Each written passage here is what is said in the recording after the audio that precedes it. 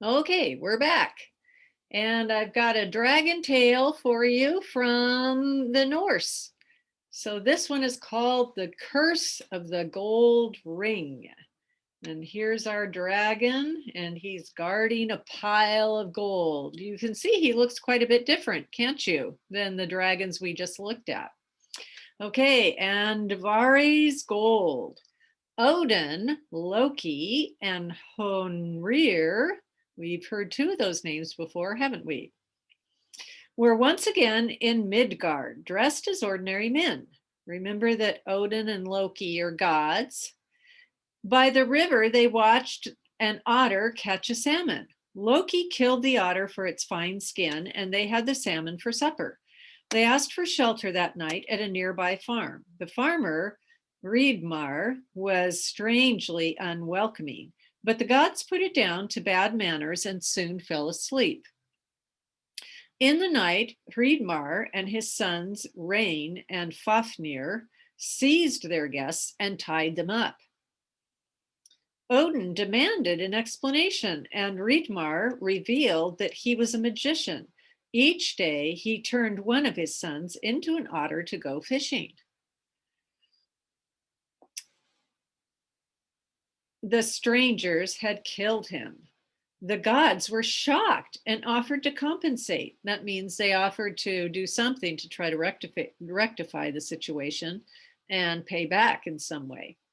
The farmers asked for enough gold to stuff the otter skin and make a pile over it when held upright. So fill up the skin of the otter, stand him up, and then be able to cover him up with a pile of gold on top of that. Loki was freed to fetch the gold. He dived into the seabed to borrow Rand's net, which caught whatever it was cast. Then he sought out a deep pool in the caves of Svartalheim. He cast the net and caught a huge pike, which immediately resumed its real shape as Andvari, a dwarf. Andvari was famous for his hoard of gold. Loki threatened to strangle him unless he handed it all over. The dwarf had no chance and led Loki to his secret store. Loki's sack was full and he was about to leave when he spotted a gold ring on Andvari's finger. Andvari begged Loki not to take it, but he insisted. Dancing with rage, Andvari placed a curse on the gold to bring misery to whoever owned it. The ring he cursed to destroy its wearer.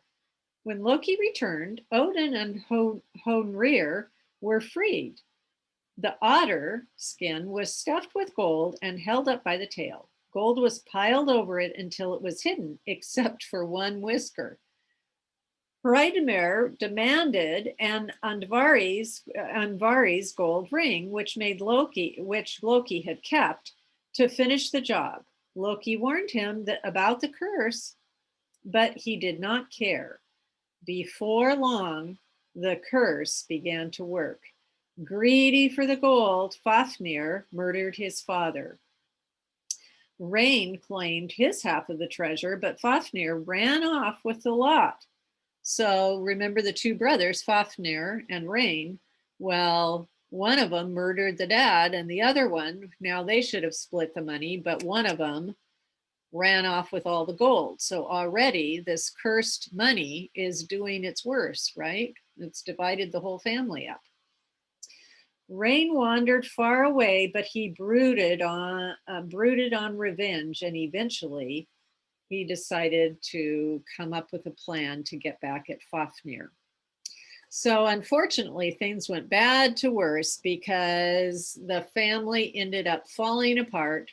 And eventually, all of that money from the one family ended up falling into the hands of another family. So they ended up all losing the money in the end anyway, all because of Andvari's gold and the curse that he put on it. This little dwarf put a curse on the gold and a curse on the ring.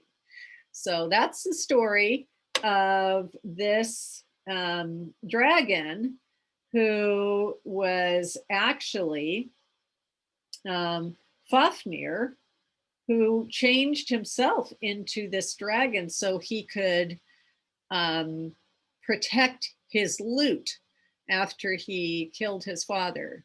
So the story, I guess the moral of the story, if there is one, is don't get greedy and want something that is not yours to start with, and then you know do in other people for it, and it was cursed. So so riches are, in this case, what they should have listened to was the dwarf who said that it was all cursed, and they should have just said, well, go ahead and keep it then.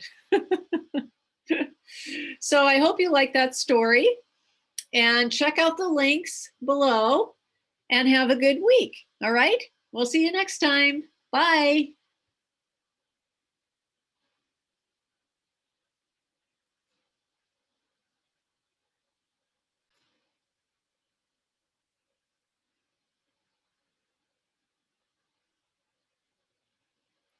Bye.